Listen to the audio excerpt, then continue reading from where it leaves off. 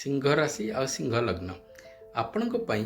दशमर अधिपति जे कि शुक्र होइकिरी आपणकर 12 नंबर घरे आपणकर ए गोचरटी हम देखंतु आज्ञा प्रोफेशन हाउस आपणकर से जगार ही आपणकर आरंभ हम जो जगह कि आपण माने गोटे समय है चेष्टा करी आसुथि आपण पूरा माने जो कहते फायरी आपण देखिए कि आपणकर ये जून मास आपणकर गोटे बोधे दीर्घ समय पर आपन को यही समय मिली जहाँकि आपण सबू जिनस माने आपणकर जो कैरियर प्रोफेशन सबू एंगेल रे आपण को जो कहते लाभान्वित हवाक जाउछन्ती आपण यही समय मु कहबी आपणकर जदि बिजनेस रो को भाव में आपन को निजक निजे एक्सपेंड करिवार अछि मु कहबी एटा ही होची समय जोथि पे बोली आपण अपेक्षा रे थिले आपण एही समय रो उपयुक्त करंतु आपण को बड़ भाव में आपण को प्रॉफिट मिलिबो आपणकर सबू जो क्षेत्र में आपणकर इन्वेस्टमेंट्स आपण करेंगे कि आपणकर प्लानिंग्स रे अच्छी देखिए ताहा बहु भाव में आपको फ्रुटफुल हवाक जीवे आपणकर जो कहते एट द नेक्स्ट लेवल आपणकर सबू जिनस आपणकर करथिबा कर्म आपणकर नेक्स्ट लेवल रहइबो